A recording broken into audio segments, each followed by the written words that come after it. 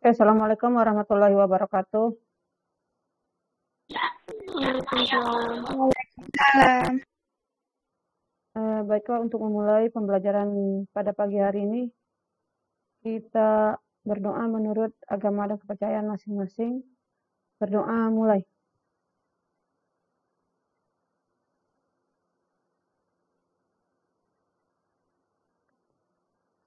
Berdoa selesai. Kemarin Ibu udah masuk tentang persediaan ya.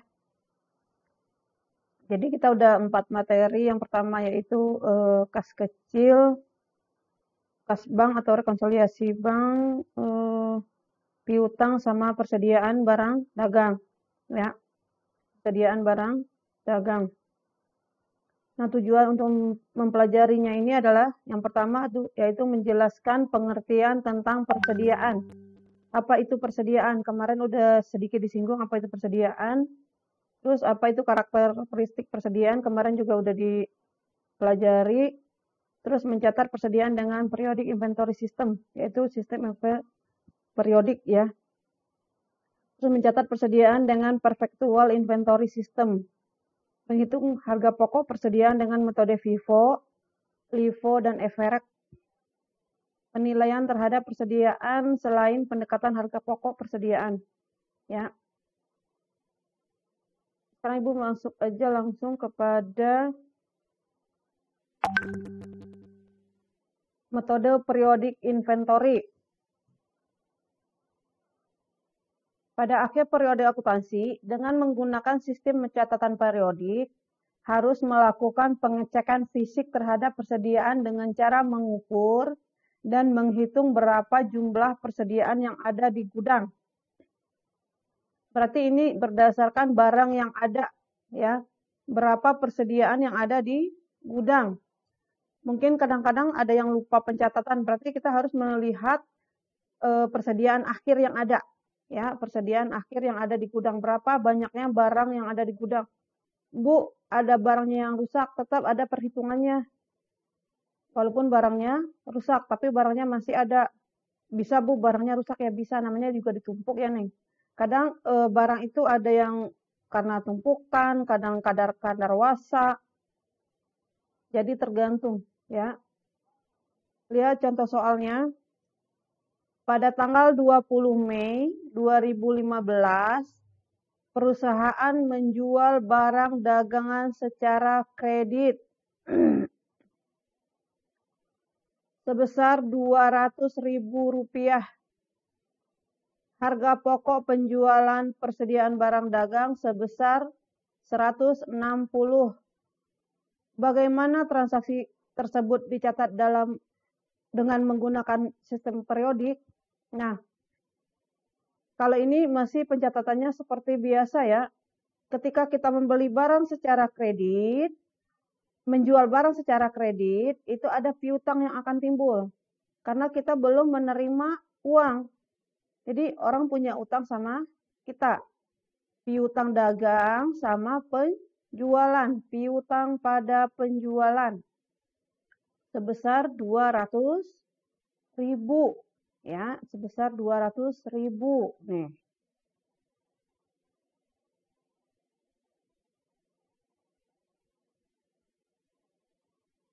Nah, sampai di sini ada yang mau ditanyakan? Sampai soal yang 1. Ini udah mulai contoh soal yang kemarin. Ada yang mau ditanyain? Enggak ada, Bu. Tidak ada, Bu. Nah, kita lanjut. Metode perpetual system. Sistem pencatatan perpetual selalu membuat catatan setiap terjadinya mutasi persediaan. Ya, ini pencatatannya selalu dibuat. Seperti ini kayak kita jurnal umum. Setiap terjadi transaksi jurnal umum, terus setiap terjadi transaksi maka harus di jurnal. Ya, harus di jurnal satu-satu. Nah, ini contoh soal yang sama. Piutang usaha, penjualan, lihat bedanya. Ketika di periodik, ya, ketika di sistem periodik, kita tidak usah mencatat harga pokok pembelinya. Ya, tidak usah mencatat harga pokok saat kita, kan harga pokok itu adalah harga kita beli ya. Nah, tidak usah mencatat harga pokok penjualannya berapa kalau untuk sistem periodik. Sedangkan sistem perfektual, kita harus catat harga pokoknya berapa. Ya, jadi akan kelihatan langsung di situ. Oh, ternyata di sini mah ada laba. Ya kan, lihat. Untuk tanggal 3 Mei 1 itu sama dengan sistem periodik, yaitu piutang pada penjualan sebesar 200.000. Ya, 200.000. Terus harga pokok penjualan. Nah, harga pokok ini modal kita. Berapa modal kita? Kan ketika kita menjual barang pasti ada keuntungan yang kita ambil.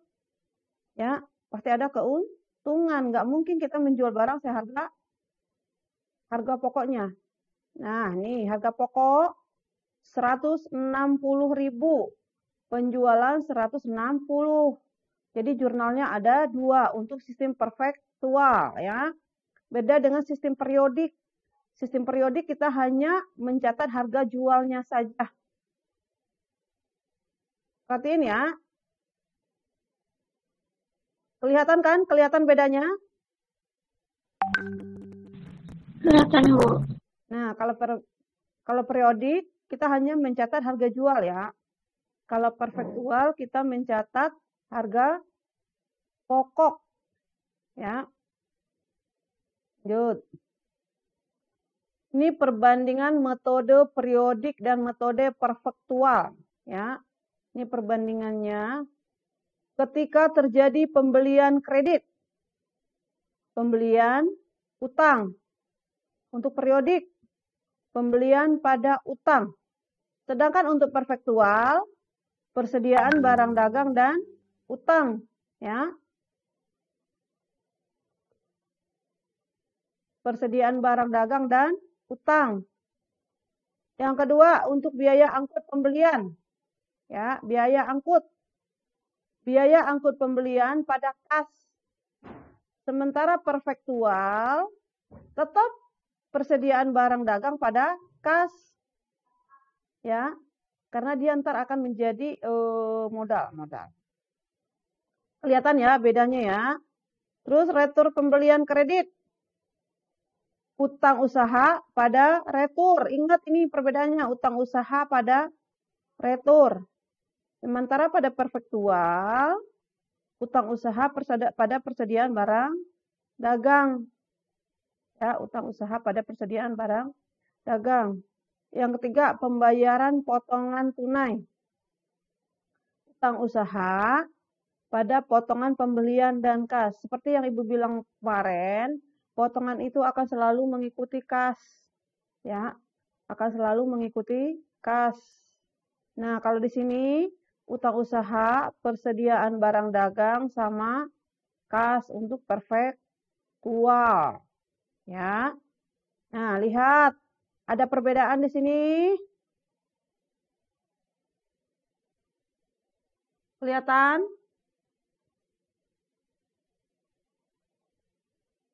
Kelihatan. Ada yang mau ditanyain?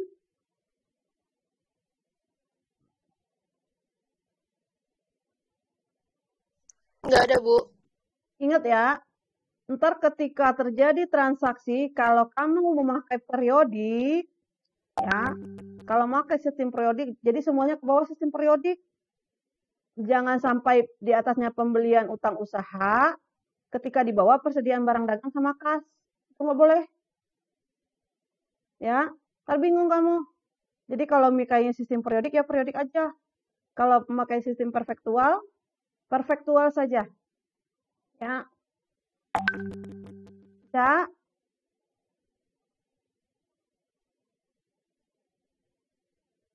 Iya, Bu. Nah, ini untuk penjualan. Untuk penjualan kredit. Ya. Lihat. Piutang dagang pada piutang usaha dan penjualan sama piutang usaha dan penjualan. Sama nih. Tapi di sini ada apa tadi? Ada harga pokok penjualan dan persediaan barang dagang. Ingat tadi udah ada di atas kan? Nah, retur penjualan. Retur penjualan pada piutang usaha. Sama, retur penjualan sama piutang usaha. Persediaan barang dagang sama harga pokok. Ya, ingat ini ada harga pokok yang harus diperhitungkan. Nah, penerimaan kas, potongan. Nah, kas ini selalu deketan sama piutang ya. Potongan penjualan pada piutang. Kas, potongan penjualan, piutang usaha sama nih. Ya. Lihat ada perbedaan di situ. Bisa membedakannya?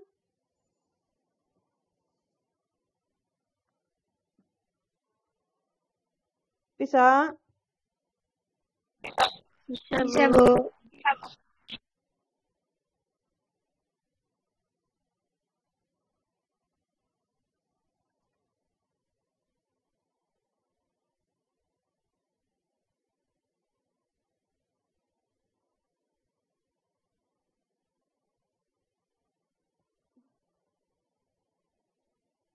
Dah, ini penilaian persediaan. Ya, penilaian persediaan.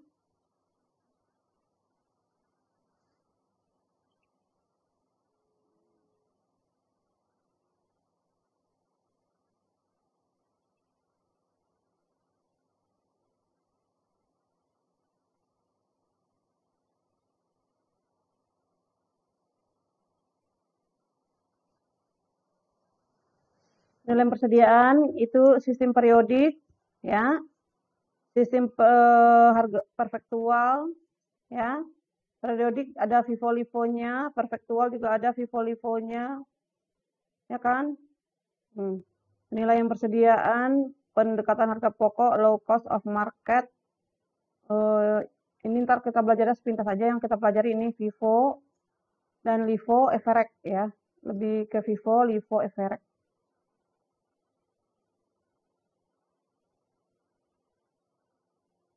Nah, harga pokok persediaan. Metode ini menyatakan bahwa persediaan dengan nilai perolehan masuk dengan nilai perolehan pertama masuk akan dijual terlebih dahulu. FIFO ini artinya first in, first out, ya. Masuk pertama, keluar pertama, ya. Jadi barang yang kita beli pertama itu yang kita jual terlebih dahulu. Nah, maksudnya gitu, first in, first out, ya. Pertama masuk, pertama keluar, ya. Sehingga persediaan akhir dinilai dengan nilai perolehan persediaan yang terakhir masuk atau dibeli. Metode ini cenderung menghasilkan persediaan yang nilainya tinggi dan berdampak pada nilai aktiva perusahaan. Ya, metode ini cenderung menghasilkan persediaan yang nilainya tinggi.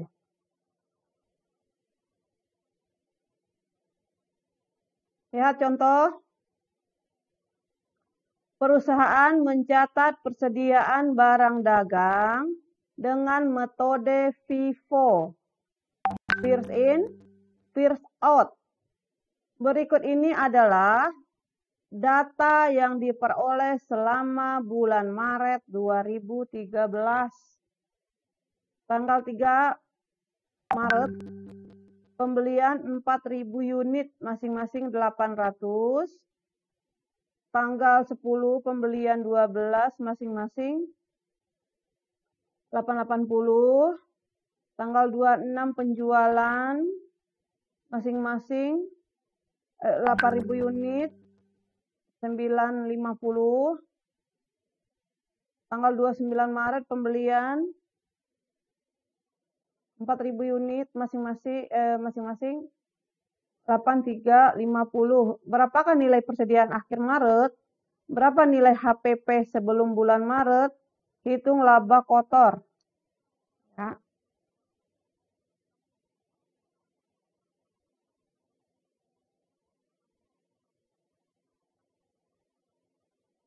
Lihat.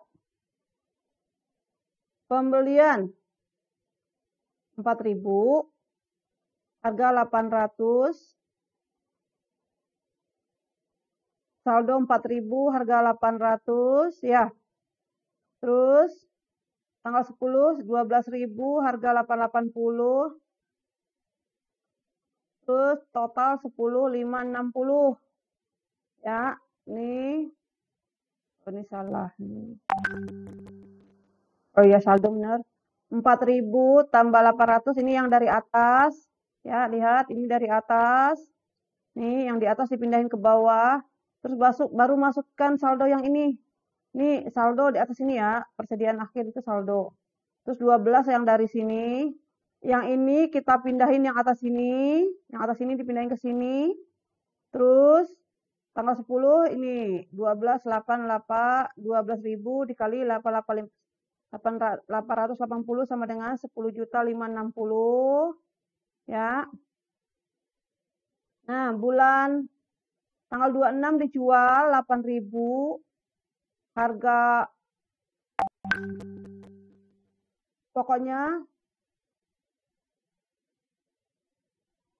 nih.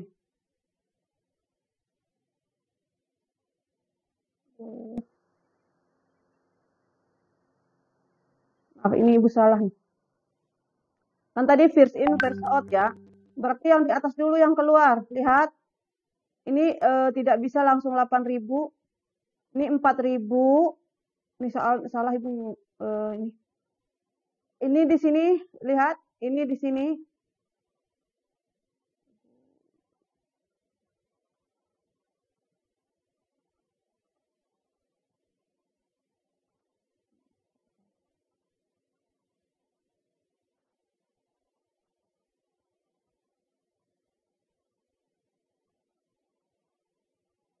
Aduh, itu salah ya. Kalau sabar ya.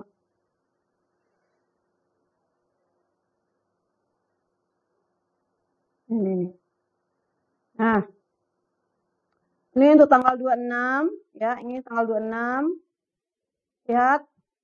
Dijual 8.000 tadi ya. Soalnya lihat. Dijual 8.000 dengan harga 950. Ya, kita lihat jawabannya. Nah, kita nggak bisa pakai harga, kan kita harga pokok ya, lihat. Masuk pertama, keluar pertama. Mana yang pertama masuk? Yang tanggal 3. Ya, yang tanggal 3. Nah, tanggal 3 dulu yang kita jual 4.000. Karena kita menjual 8.000, kita ambil dulu yang pertama 4.000. Modalnya 800. Ya. Nah, berarti kan baru 4.000. Sementara kita harus menjual 8.000. Kita ambil yang dari 12. Berarti 4.000 dikali 880. Nih. Sisa yang mana? Yang di bawah 8.000. 12.000 dikurang 4.000 jadi 8.000. Dikali 880. Ya, 880. Terus tanggal 29 tadi pembelian lagi. Nih. Nah, ini saldo awal yang pertama. Ini untuk saldo awal yang kedua. Nah, untuk metode FIFO ada yang mau ditambahkan, ditanyakan?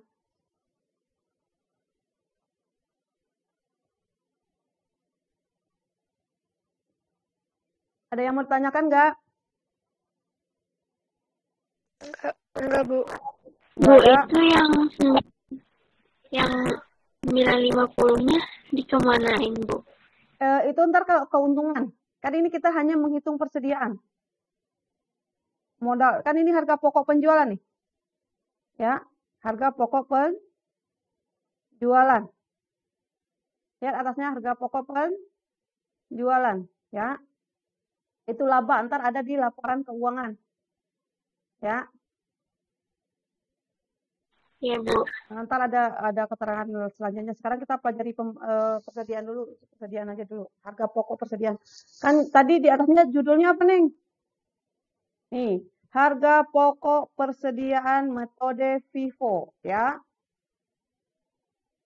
Sampai di sini nggak ada yang mau tanyain? Nggak ada? Nggak ada, Bu. Oke, kalau nggak ada, Ibu akhiri. Wabillahi taufiq wal hidayah. Assalamualaikum warahmatullahi wabarakatuh. Jangan keluar dulu ya. Ya. Ibu kasih contoh soal deh di Excel aja.